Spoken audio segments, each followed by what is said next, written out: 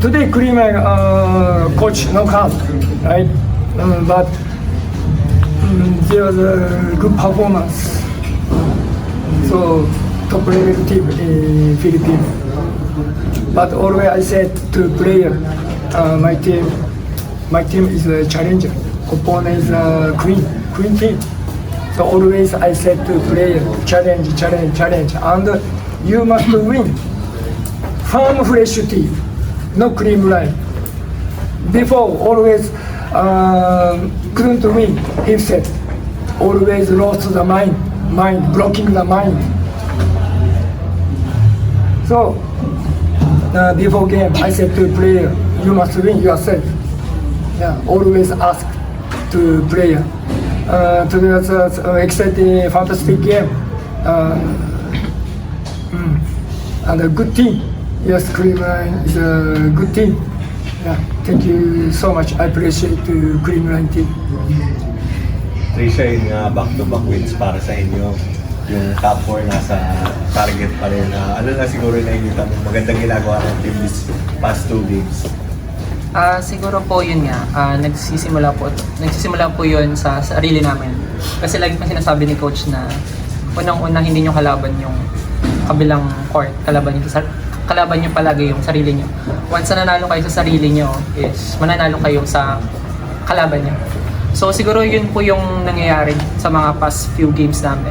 Yun nga, unti-unti po nanalo po kami sa sarili namin sa mindset. And yun nga po, yung chemistry po, nabubuo po unti-unti. Kaya yun po. And for Royce naman, yung kahit dalawang sunod na error, ikaw pa rin yung tumapos dun sa dalawang sunod. Ano na siguro yung tumatakbo sa isip mo nun para matapos na yung, mabigay na yung panalo sa team mo? Kasi always naman sinasabi ni coach na paluin mo. Kasi andun naman yung mga kasama mong kukover sa'yo. So, yung dalawang errors ko na hindi ko na iniisip, basta paluin ko lang kasi andun naman yung mga kasama ko na magsusupport sa akin. And for you, Bia, yun nga, bagong team to para sa'yo. Kamusta naman na yung adjustment mo sa kanila? Actually, hindi mahirap mag-adjust sa mga kasama kasi even naman nung nasa ibang team ako, magkakakilala naman kami. Pero yun nga, ang good thing dito sa team namin is lahat kami nag-a-adjust and ang importante talaga sa amin is makuha namin yung chemistry ng team and the relationship namin ng mga players and sa mga coaches din. Siguro players na lang. Syempre yung Creamline alam natin fan favorite, no? So predominantly yung crowd niya yung Creamline. So paano niya lang tinatagan sa loob yung composure ninyo? Paano yung composure niya lang? Tiwala namin sa isa't isa po. Yun, doon kami nakafocus and tiwala din sa sistema na meron yung team namin ngayon with Coach. Yun. Yung cheers ba nakaka-distract kahit pa ba? Ako po personally, kay crowd po namin or hindi, nag-enjoy po kapag maraming nanonood. So, nakakada din po syempre, nakaka-exciting sigawan nila kahit hindi namin alam sino sinisigawan nila sa aming dalawa. Pero yun nga po, siguro yung trust na nga lang din sa isa't isa na kahit puno yung crowd, I mean madaming crowd, kahit hindi sa amin yung crowd, alam namin sa sarili namin na back up namin yung isa't isa. For me, masaya ang kalaban sa Creamline kasi alam ko is top teams talaga siya. So kami, sa mga fans ng Creamline, hindi namin iniisip na dehado kami dito. Basta mag-focus na kami sa sistema, sa sarili namin, at saka sa mga kasama ko, yun lang. Iyan ka. Entering the games, the physical wise, kayo yung underdog. Tapos na ba yung era ng farm fresh na mentality na underdog kami, ganyan? Or ano na yung, paano nyo na ina-approach na yun? Yun po. Kasi yun nga po laging nasabi niya, underdog kami. Pero siguro po this time, papunta na po kami dun sa goal namin. Unti-unti. Working on it po, pero kita naman po sa mga performance namin, medyo kinakapos lang, pero nandun po yung grit.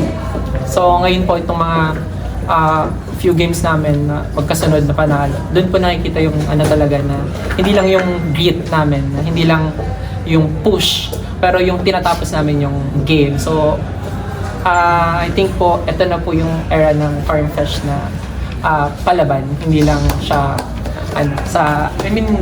underdog. Royce, giving a background mo sa Army, alam namin matapang ka ring player talaga. So mula sa paglipat mo sa Farm Fresh, hanggang dun sa mga crucial nga na errors din kanina sa mga ganitong klaseng game, may takot pa ba minsan, may duda, may kaba pa ba, o tapang lang talaga hanggang dulo ng... Sa akin yung sarili ko, parang mas gusto kong naglalaro na pitpitan. Kasi alam ko sa sarili ko na kaya ko. Yan ang yung mga teammate ko sumusuporta sa akin. Kahit mag-error ako or what, andyan naman sila sa akin. Basta pag pitpitan talaga, paluwi ko lang. Wala namang ibang dapat gawin. Tsaka yun yung sinasabi ni Coach Cody na tapang lang talaga at tiwala sa sarili ko. Coach, even with your former team, you've been getting some wins against Creamline already. Even with the different team na in Farm Fresh. What's been your key to beating Creamline? Different team. First set, second set, new Farm Fresh team. Third set, before Farm Fresh team. Starting the era. Starting the era. So always I said to bench staff, or starting the Farm Fresh sick. But today, fourth set, yeah, new Farm Fresh style. Always I said to player, change the mind, change the style. I hope to more stoic to player. Yeah, and this time after the Choco, last week we had game Choco. After game, I couldn't advise to make team because I back to Japan for my son marriage wedding. Third Choco. Umuwi siya ng Japan. Nakabalik niya lang kanina. Yeah. So this morning, come back to Manila. So no advice, but another assistant support to coaching to member. I appreciate. Too happy. I have a lot of the excellent staff. I appreciate the staff. Yeah.